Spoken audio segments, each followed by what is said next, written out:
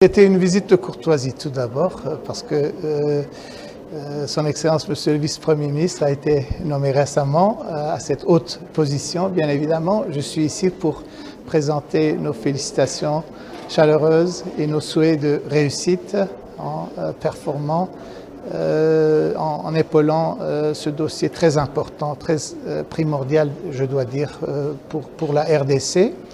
Et c'était aussi une occasion pour nous de présenter les états des lieux au niveau de nos activités de coopération entre les deux côtés, parce que, comme vous le savez, en ce qui concerne la coopération turco-congolaise, le volet sécuritaire a une signification très particulière, et je dois dire parce que, entre autres, les deux pays font face à des défis similaires au niveau des menaces asymétriques.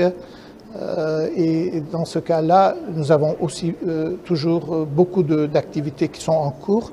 Mais aujourd'hui, j'ai présenté un bilan à Son Excellence Monsieur le Vice-Premier ministre et j'ai reçu son accord et son assurance que ces travaux vont continuer avec un élan accru dans la période à venir. C'est très important pour nous de pouvoir accompagner la RDC dans son combat contre le séparatisme, parce que la Turquie aussi a vécu de tels chapitres douloureux malheureusement dans le passé et on a connu des réussites. Nous sommes ici pour partager nos connaissances, notre savoir-faire et nous sommes tout à fait déterminés à continuer à accompagner la RDC en face de tels défis.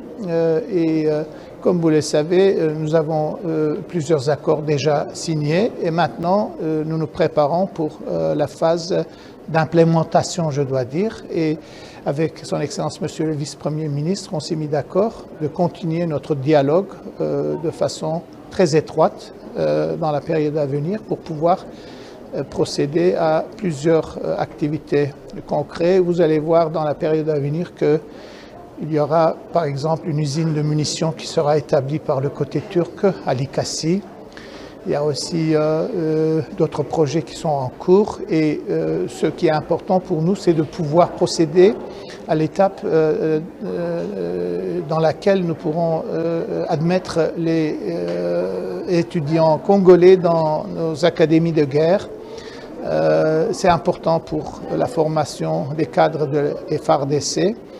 Et nous allons aussi continuer pour parler au niveau de l'équipement, des dons militaires.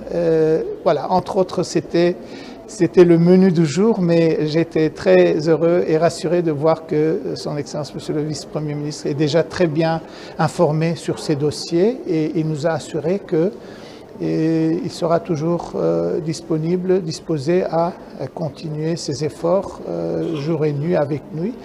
Le but ici, c'est de voir ce beau pays s'en sortir de ce grand problème sécuritaire, parce que c'est le clé pour la propulsion économique de la RDC que le peuple congolais mérite fortement, je dois dire. C'était une discussion très ouverte, je dois dire, même entre amis. C'est pour la première fois que je fais la connaissance de Son Excellence Monsieur le Vice-Premier ministre, mais en tant qu'un grand homme d'État, bien évidemment, il est connu par tout le monde. Et aujourd'hui, j'ai eu le sentiment que vraiment c'est un leader avec qui nous serons en mesure de communiquer très facilement, d'échanger des vues très facilement. Il sera très ouvert à des idées, à des suggestions.